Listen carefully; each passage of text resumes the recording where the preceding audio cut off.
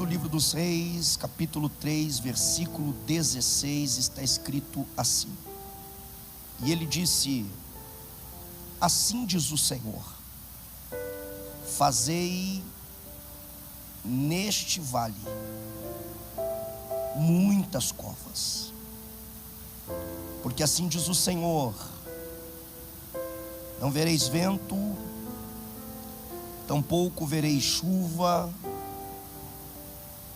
mas este vale será cheio de água, para que possais beber, tanto vós, quanto o vosso gado, os vossos animais, e isso não passa de coisa leve, pequena, à vista do Senhor. Ele também entregará os moabitas na vossa mão, e vós ferireis toda a cidade fortificada, toda a cidade escolhida, derrubareis toda árvore boa e tapareis todos os poços de água, e contristareis todo bom lote de terra com pedra. E você que pode, diz amém. Diga comigo assim: não haverá sinal, mas haverá providência e vitória nesta guerra. Amém? Tome seu assento, por favor.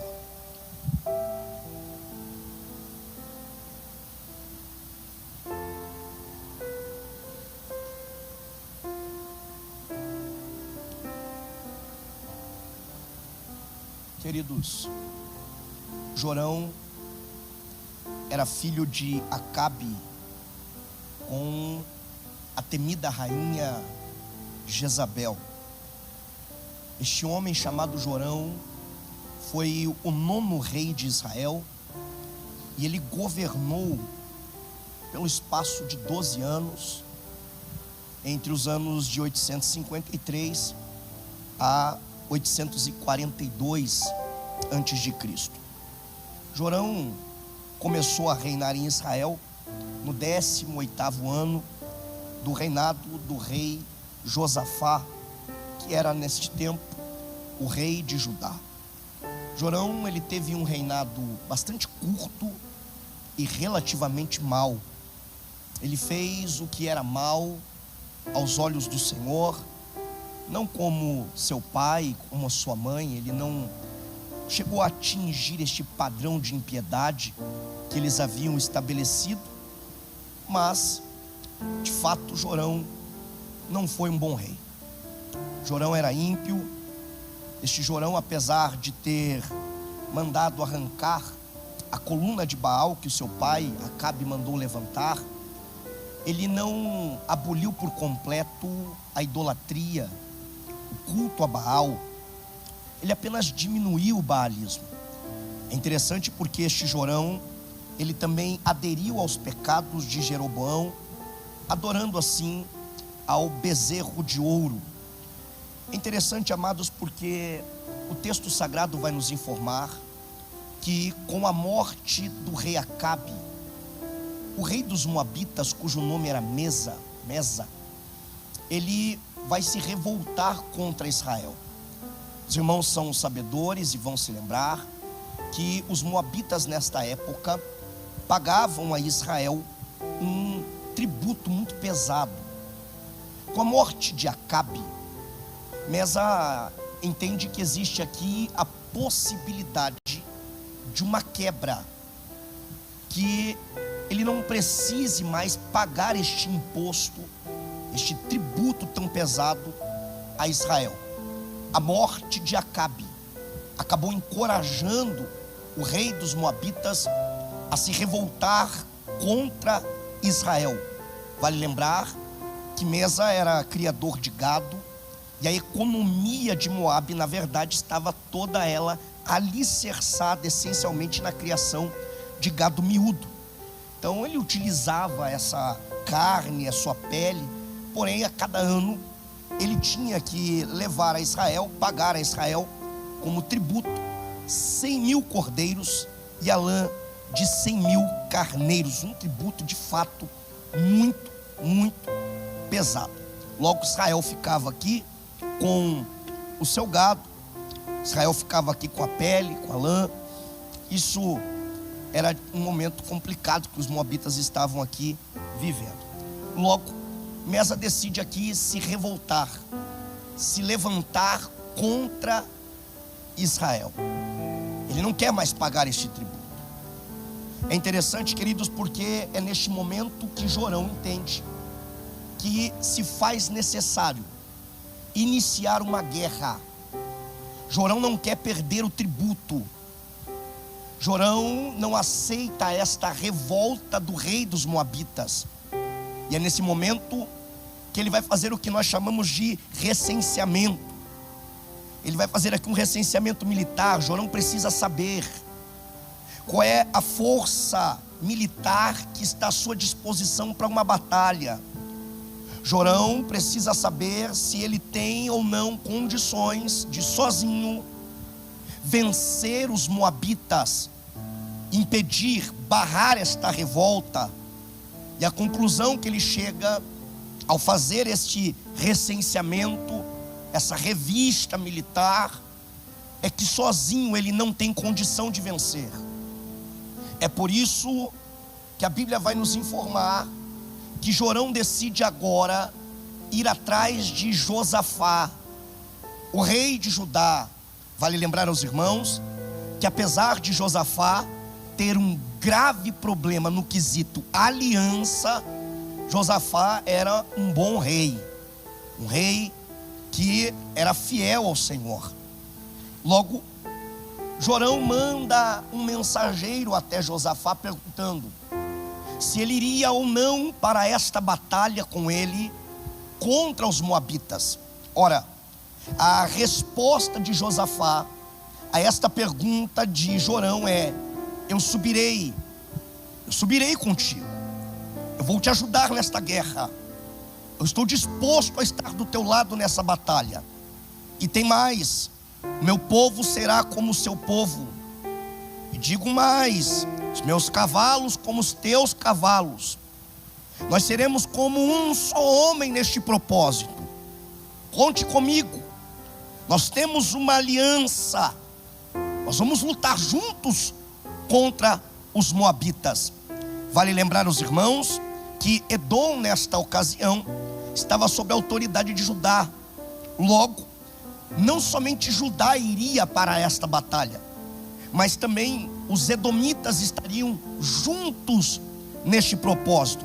Por isso, estes três reis vão se unir para esta grande batalha contra os moabitas. Quem entende até aqui, diga amém. A aliança firmada, a guerra está estabelecida, mas uma coisa é necessária nesse momento: decidir qual será o caminho a ser trilhado para chegar nesta batalha. Estamos falando aqui de decisão, escolhas. Qual será a estratégia traçada? Jorão não quer decidir o caminho. Jorão escolheu a guerra, mas Jorão não quer se comprometer no que diz respeito à escolha do caminho. Jorão se comprometeu apenas em guerrear, mas Jorão não tem estratégia para a guerra. Quem entende, diga glória a Deus. Ele vai perguntar: por qual caminho iremos? Por que caminho subiremos? Qual será a rota traçada? Qual estratégia nós vamos seguir? Olha, amados, eles poderiam atravessar o Rio Jordão e atacar a fronteira norte de Moabe, ou poderiam rodear o extremo sul do Mar Morto e invadir Moabe pelo lado de Edom. A primeira dessas rotas era a mais curta para ambos os reis, mas era ali que estavam as mais fortes defesas de Moabe. A fronteira norte era mais pesada, defendida, e também era a localização normal de ataque. Logo, a sugestão vem da boca de Josafá, e ele vai dizer: vamos pelo caminho do deserto de Edom. O ataque seria contra Moabe, da direção sul, onde os exércitos marchariam ao redor do Mar Morto por 7 dias. o que levaria à fronteira sul de Moabe. Logo, a ideia de seguir o caminho do deserto era pegar o inimigo de surpresa. Então Josafá tem sim uma estratégia de guerra. Essa escolha do caminho não é aleatória. Essa decisão de seguir o caminho do deserto, ela é estratégica, tem um propósito. Eles querem pegar o inimigo de surpresa. O grande problema aqui é que em momento algum alguém aqui parou para perguntar ao Senhor: devemos fazer essa guerra? De fato é necessário guerrear? O Senhor está conosco nessa batalha? O Senhor quer que de fato iremos por esse caminho, que é o mais fácil e estrategicamente falando é o melhor? Perceba que até esse momento ninguém menciona Deus, ninguém fala do Senhor, ninguém o busca. Tudo que está sendo orquestrado aqui, decidido aqui, são apenas decisões meramente humanas. Ninguém pergunta se Deus irá junto. Não, a preocupação no que diz respeito à ajuda é se eu vou ter Josafá do meu lado, se os edomitas estarão comigo. Mas ninguém quer saber se o Senhor estará na frente desta guerra. Antes de fazermos guerra, precisamos saber: Deus estará conosco, Deus estará à frente, Deus se fará presente conosco na batalha. Olha só, 7 dias marchando no deserto, de arma em punho, prontos a peleja, prontos para guerrear. Qual é o problema? É que eles começam a caminhar, marchar, os dias vão passando e eles não chegam. Eles começam a rodear no deserto. E esse processo de rodear é complicado, gente, porque a impressão que temos é que apesar de estarmos caminhando, não saímos do lugar. Caminha, caminha, caminha, se cansa e não chega a lugar nenhum. Isso vai causando em quem está nesse processo de caminhada, de rodear de terra no deserto, comece a se frustrar, comece a ficar nervoso. Não somente isso, estes homens agora não têm de onde tirar água. A sede bateu, garganta secou, a fome chega, a necessidade bate a porta, o desespero vem, porque ninguém tem de onde tirar água, ninguém tem de onde tirar alimento. Eles se preocuparam muito com a guerra, não se preocuparam com o suprimento para a guerra, se preocuparam muito em lutar, não se prepararam para o processo da caminhada no deserto. Quem está entendendo isso aqui, diga glória a Deus. E eis aqui o quadro: 3 reis, 3 exércitos, unidos no mesmo propósito, cansados, no deserto, com sede, com fome, em desespero. Afinal de contas, o que fazer agora? Voltar não dá. Se tentarmos voltar agora nessas condições, podemos morrer. Mas como continuar se já há 7 dias caminhamos e não saímos do lugar e não temos mais condições para isso? O desespero bate, se estabelece, eles ficam preocupados, aflitos. E é no meio desta crise que eles começam a tirar algumas conclusões errôneas. Jorão, o ímpio, ele vai dizer: eu já estou entendendo o que está acontecendo aqui. Nós estamos nessa situação porque isto aqui é um juízo de Deus sobre nós. Deus reuniu esses 3 reis para nos entregar de mão beijada ao inimigo, a saber, os moabitas. Jorão está dizendo: o que está acontecendo conosco é que Deus está pesando a mão sobre nós. É engraçado, né? Quando era coisa boa, era Baal que estava dando, né? Agora quando a coisa está ruim, é o Deus de Israel que está pesando a mão. Essa é a mentalidade do ímpio. O ímpio sempre tem a tendência de culpar Deus por seus problemas. Eu abro um parênteses aqui, porque isso aqui é palavra de Deus para alguém. Deus não tem culpa das suas decisões erradas. Deus não é culpado das suas escolhas errôneas. O problema é que as pessoas vão decidindo por conta própria, vão tomando decisões por conta própria, e depois dizem: foi Deus que me entregou, foi Deus que pesou a mão, foi Deus que me colocou nessa situação, porque Deus fez isso comigo. E Deus está olhando dos céus para a terra e dizendo: quando foi que eu mandei você entrar nessa guerra? Quando foi que eu disse para você ir para essa batalha? Quando foi que você me questionou acerca desse assunto? Você faz as coisas na hora que quer, do jeito que quer, sem pedir conselho para ninguém, sem me consultar, e agora a culpa é minha. Sabe qual é a sorte de Jorão? É que do lado dele tinha um crente.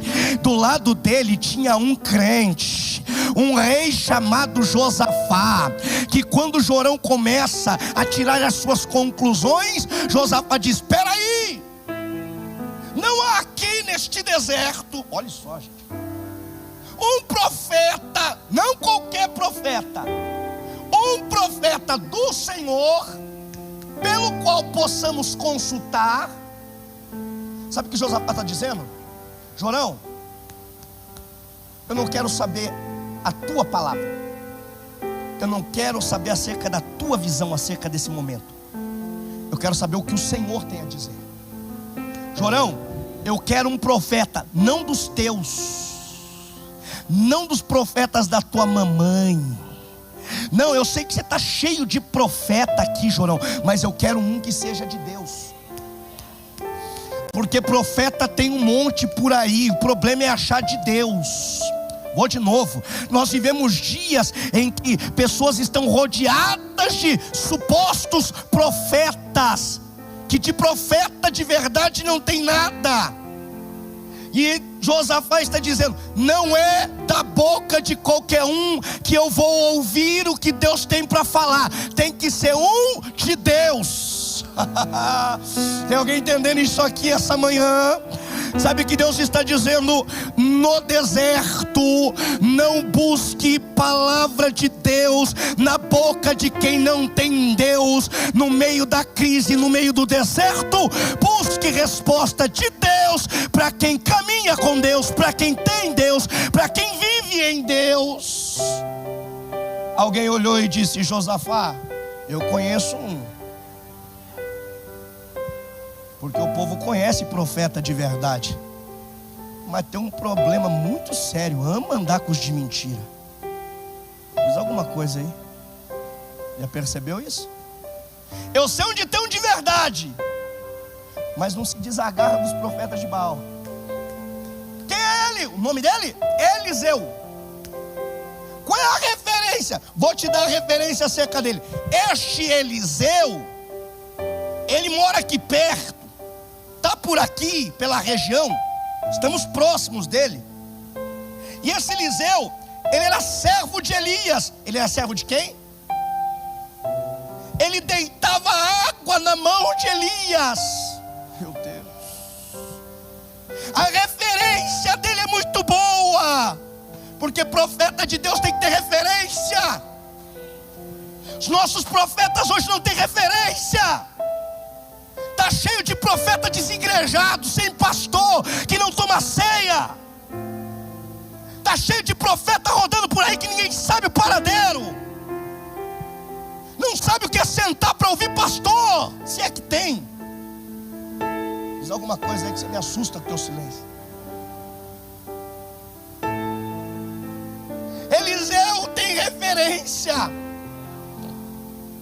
Não aprendeu com qualquer um, não foi formado por qualquer um, foi por Elias.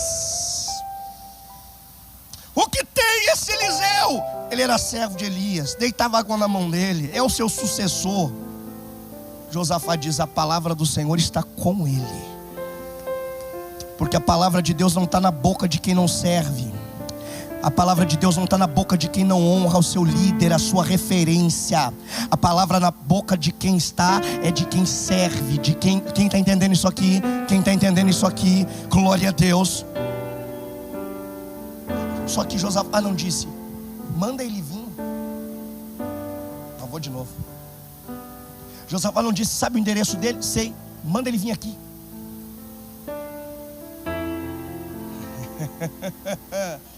Como é que é? Vamos até ele. Tem um tal de chamar profeta? Vem, vou não. Vem tu. Não, vem pra cá, vou nada. Vem você, quem precisa é você. Mas eu sou rei. Tô nem aí, desce. Quem precisa é você. Ah, tem alguém entendendo isso aqui? Diz o texto que os 3 reis desceram até a casa onde estava Eliseu. Não é o profeta que sobe até os reis porque tem coroa na cabeça e cetro na mão. Não, é os reis que precisam da palavra de Deus e que desce até o profeta. Só que quando chegaram lá, Eliseu abriu a porta. Quando Eliseu olhou na cara de Jorão, irmão, olha, eu vou te falar, se Eliseu fosse pastor hoje, pastora Gisele, ia ter muita gente aí com dificuldade, viu? Eliseu era complicado. Ele olhou na cara de Jorão e disse assim: o que eu tenho contigo? Hã? O desconcertado é assim que conversa. Que tenho eu contigo? O que você quer aqui, Jorão? Não. Vou te falar uma coisa. Se não fosse por causa de Josafá que está aqui, que é crente, nem na tua cara eu olhava. Diz alguma coisa aí? Eliseu era homem de Deus ou não? Mas quando o teu líder faz isso, ele não é mais homem de Deus, né?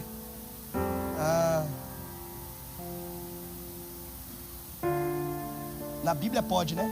Na vida real, quando é com a gente, não serve.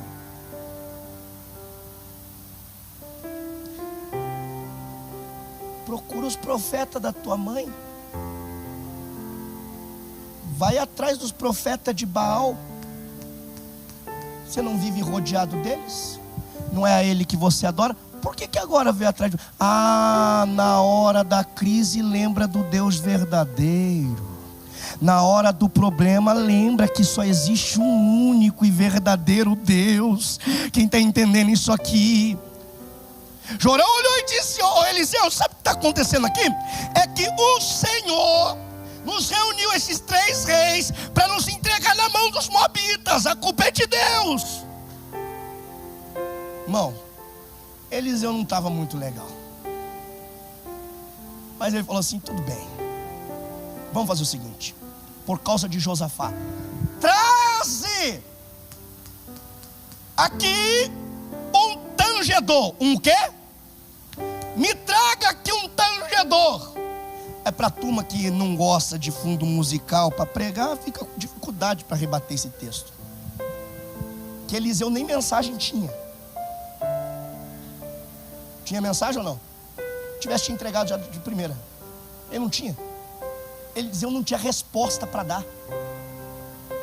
Quem está entendendo isso aqui? Traz o tangedor.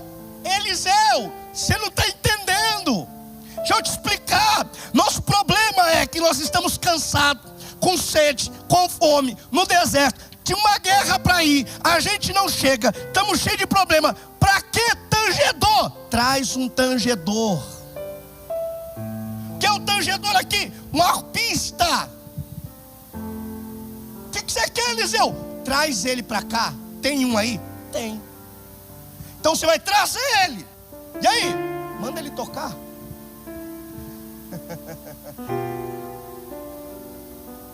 Como é que é, Eliseu? Quer resposta? Começa louvando no deserto. Mas e a guerra? Antes da guerra, Se preocupe em louvar a Deus no deserto. Começa a tocar, e ele vem tocando. Eu não sei se você percebeu, mas Eliseu está transformando o deserto deles em um ambiente de culto, de louvor, de adoração a Deus. Olha que coisa linda. Conforme o tangedor vem tocando o seu instrumento, com a sua habilidade, regado de unção, o céu começa a receber. E na medida com que o céu começa a receber aquilo, o texto vai dizer que a mão do Senhor veio sobre Eliseu. Vou de novo. O louvor tem poder de mover a mão de Deus.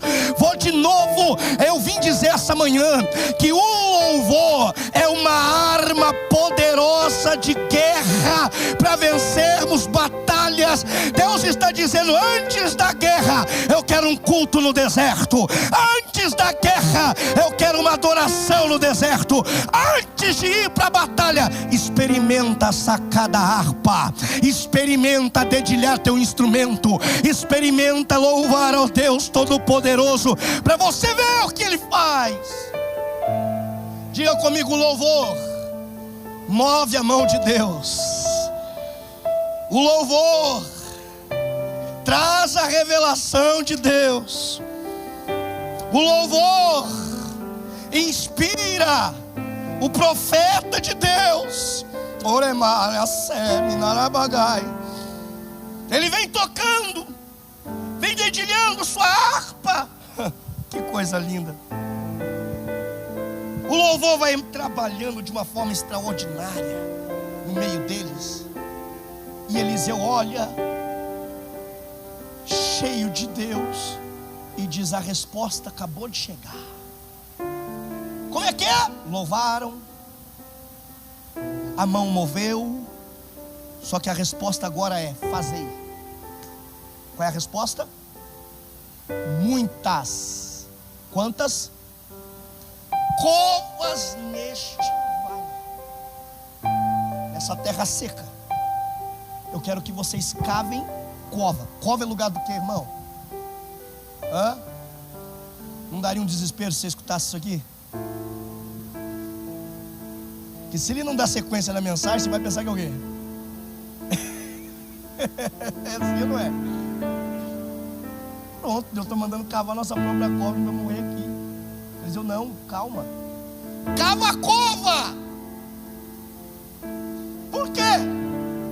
Porque neste vale, oh meu Deus, vocês não vão ver sinal nenhum. Vocês não vão sentir vento. Vocês não vão ver chuva descendo. Mas eu garanto a vocês: vai ter água, vai ter água, vai ter água. A providência vai chegar. Oh meu Deus. Se dispõe em cavar. Se preocupe em cavar, que a responsabilidade de Deus é fazer a água chegar. Meu Deus, tem alguém entendendo isso aqui essa manhã? Qual é a ordem? Cava no deserto, prepare muitas covas. Percebeu que ele não deu uma quantidade exata de cova? Sabe por quê? Porque ele está dizendo assim: Deus não tem problema com quantidade de água. É vocês que decidem quanto de água vocês querem. Na proporção que vocês cavam, é na medida que vem de água. Alguém entendeu? Vou de novo. Se você cavar pouco, é pouco que vai ter. Se você cavar muito, é muito que vai chegar. Quem cava pouca cova, pouca água bebe. Quem cava muita cova, muita água bebe. Alguém está entendendo isso aqui? Qual é o tamanho do milagre que você precisa? Qual é o tamanho da providência que você precisa? O quanto você está disposto a cavar? Eu gostei desse negócio de cavar no meio do deserto. Eu gostei disso aqui. Sabe por quê? Porque eles estão com espada na mão, eles têm escudo, eles estão prontos para uma guerra. Aí vem Deus e diz: cava. Cavar é cava. Larga a espada, larga o escudo agora e começa a cavar no deserto. Cavar no deserto, cavar no deserto. Ah, meu Deus, está entendendo isso aqui? Cava na terra seca, vai fazendo cova aí nesse vale que você está. Por quê? Porque Deus está dizendo: mesmo cansado, obedeça. Com a garganta seca, obedeça. Sem providência, Olha, quem está entendendo isso aqui? Obedeça, obedeça, obedeça. A obediência é a chave para a tua vitória. Não estou entendendo por que cavar. É pela fé. Por que pela fé? Porque ele disse: não vai ter vento, não vai ter chuva, mas vai ter o quê? Porque isso aqui é fé, irmão. Quem olha diz assim: você está cavando por quê? Amanhã vai ter água. Água? Rapaz, nem vento tem. Você é louco. Vai cavar aqui. Por quê? Amanhã vai ter água. Mas a previsão não é de chuva. Você vai continuar cavando. Eu vou cavar porque a voz que me mandou cavar não erra, não mente, não falha. Eu estou pregando para alguém aqui esta manhã que Deus te deu uma ordem que aos olhos humanos é algo absurdo. Você mesmo até questionou e disse: Deus, cavar, não tem como, não tem sinal, nada aponta para que isso vá dar certo, para que isso vá acontecer. E Deus está dizendo: se preocupa em cavar, que a água eu vou trazer. Se preocupa em cavar, que a água eu vou trazer. Alguém está recebendo esta palavra esta manhã? Cava! Cava! Olha que coisa linda. Você consegue imaginar isso? 3 reis, 3 exércitos cavando cova no deserto, no meio daquele vale. A cova está pronta. E a água? Diga comigo: ainda não chegou, mas a cova já está pronta. A água nunca chega antes da cova estar preparada. Primeiro a cova, depois a água. Você está esperando água sem ter cavado a cova. Não chega. Cava, que a água vem. Meu Deus, prepara o ambiente que a água vai chegar. Eu estou sentindo graça de Deus de ministrar isso aqui para você essa manhã. Prepara o cenário, prepara o ambiente, prepare as covas, que na medida que as covas estiverem prontas, a água vai chegar para a glória, honra e louvor do nome do Eterno. Pela manhã, bem cedo. Eu gosto disso. O texto vai dizer que eles foram ofertar ao Senhor oferta de manjares. Sabe o que é isso aqui? Culto. Mas a água já tinha vindo? Não, mas percebeu? Primeiro louvaram, Deus moveu sua mão, deu resposta ao profeta, o profeta deu a direção, deu a ordem, cava. Eles cavaram. Pela manhã ainda não tem água. Sabe o que eles vão fazer? Ofertar.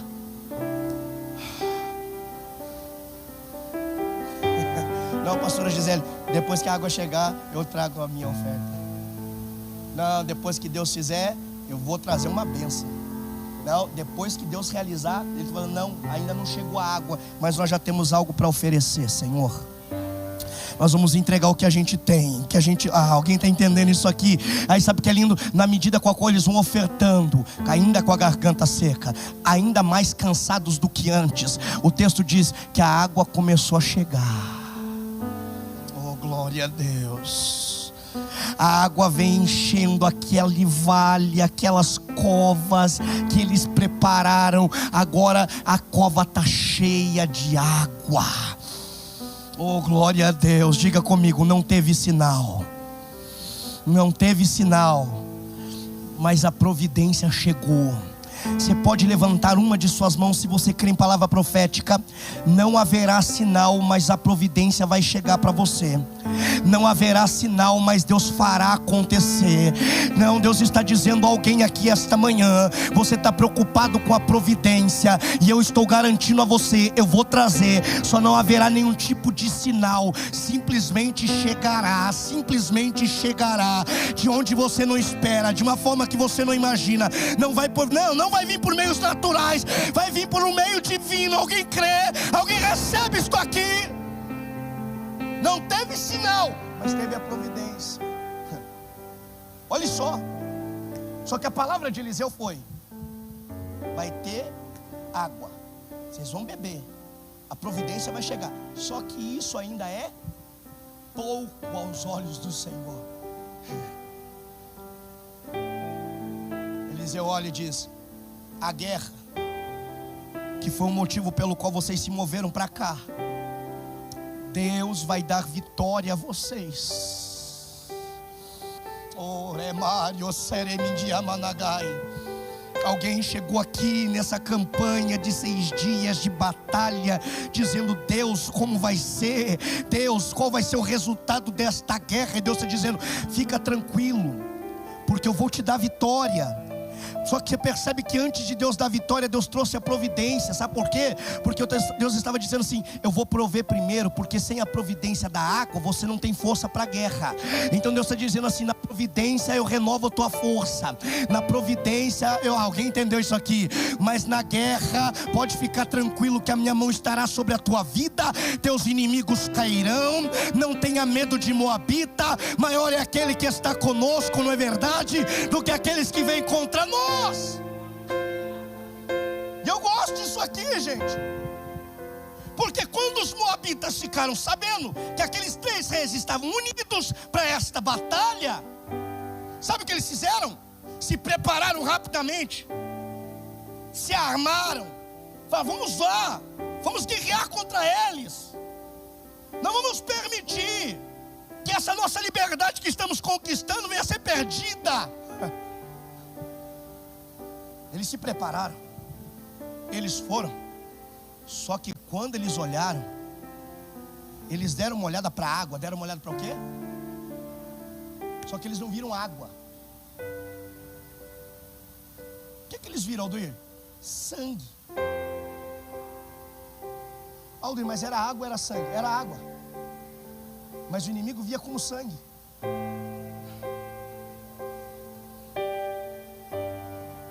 Por quê? Porque o sol, o reflexo do sol batia na água. Porque Deus disse que não ia ter vento, não ia ter chuva. Deus não disse que no outro dia não ia aparecer o sol. O reflexo do sol batia na água e deixava ela vermelha aos olhos do inimigo, ao ponto que quando eles olharam aquilo, disseram: aquilo é sangue. Aqueles 3 reis juntos, eu sabia que isso não ia dar certo. Aqueles 3 juntos, era certeza que eles iam uma hora ou outra se chocar, entrar em conflito. Sabe o que deve ter acontecido? Eles se mataram, estão tudo morto lá. Mesa olhou e disse assim: já que estão tudo morto, faz o seguinte: larga a espada aqui, larga escudo aqui, desce para lá, porque nós temos um monte de coisa para capturar deles lá. Certamente lá também tem espada, tem escudo, então não precisa levar o nosso. Vamos lá pegar esse despojo, a guerra é nossa, vencemos, está tudo certo. Eles já morreram, eles já entraram em conflito, eles entraram em guerra entre eles mesmos, a vitória já foi nossa. Vamos lá, vamos só para a gente pegar aquilo que é nosso agora por direito. Só que quando eles chegam lá, completamente despreparados, desarmados, sabe o que aconteceu? Eles olharam e perceberam que Jorão, Josafá e o rei dos Edomitas e os seus exércitos não estavam mortos, estavam bem vivos. Eles perceberam que aquilo não era sangue, aquilo era água, providência de Deus. Eles perceberam que não tinha mais o que ser feito. Sabe o que Deus fez aqui? Deus está dizendo assim: vocês cavaram covas, eu trouxe a água, matei a sede de vocês, ainda usei esse cenário para confundir a mente do inimigo de vocês e entregar ele para vocês de mão beijada. Ó, irmão, eu vou de novo. Sabe o que Deus está dizendo aqui? Enquanto você cava a cova, Deus já está em mente, preparando o cenário. Quem está entendendo isso aqui? Para confundir teu inimigo. Eu vim dizer para alguém essa manhã: deixa ele pensar que você morreu, deixa ele pensar que vocês que estão unidos no propósito de guerra estão em conflito, deixa ele achar que vocês estão se matando. Por quê? Nem imagina ele que nós estamos mais unidos do que nunca, unidos no mesmo propósito, lutando por uma mesma. Alguém está entendendo isso aqui essa manhã? Qual é o resultado? Deus disse: vocês vão vencer. Eu preparo para encerrar. Eles vencem os moabitas, invadem seu território. Mesa, quando vê isso, ele entende que ainda há uma possibilidade de tentar vencer. Qual é a possibilidade? Atacar os edomitas, que são os mais fracos. Ele pega 700 homens dele e vai para uma guerra, vai enfrentar os edomitas, mas ele não tem êxito. Ele perde a guerra e o final é terrível. E eu encerro. Mesa, quando viu que não tinha mais o que ser feito, pegou seu filho, seu sucessor, e o sacrificou, de forma que todos pudessem ver, ao ponto que os 3 reis decidiram voltar. Aldir, o que você veio pregar essa manhã? Exatamente isso. Deus está falando conosco e está dizendo: você decidiu entrar em guerra, você escolheu o caminho, você traçou estratégia, mas a resposta e a direção para a vitória vai ter que vir da minha boca. Oh meu Deus, Deus está dizendo: eu estou trabalhando no meio desta batalha. Não entendi, Aldir, é simples. Deus está apenas dizendo para nós: canta, louva, que eu vou mover a minha mão, a resposta vai chegar. Cava, prepara o ambiente, porque a providência eu vou trazer, e a vitória eu vou te dar nesta batalha. Tem alguém que crê e recebe esta palavra essa manhã? Fica de pé comigo para a gente terminar, por gentileza.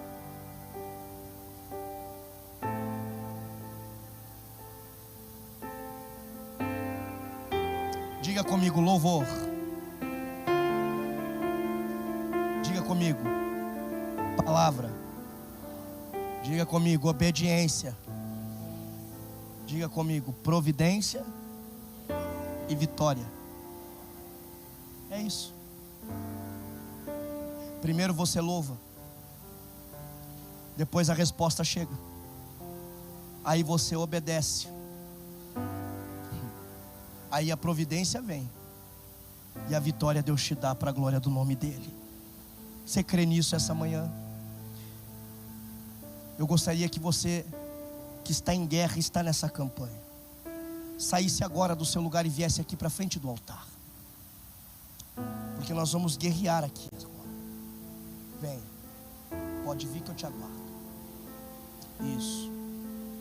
Aldir, eu estou em guerra, mas a garganta secou, o cansaço bateu e eu acho que eu não vou conseguir. Acho errado. Vai dar tudo certo. Deus vai mover a mão dele em teu favor. Pode vir que eu te espero. Isso. Aldir, é deserto, é terra seca. Experimenta louvar, experimenta adorar, experimenta atrair o céu com o teu louvor e com a tua adoração, para você ver o que Deus não é capaz de fazer. Oh meu Deus, você consegue louvar a Ele aí? Isso.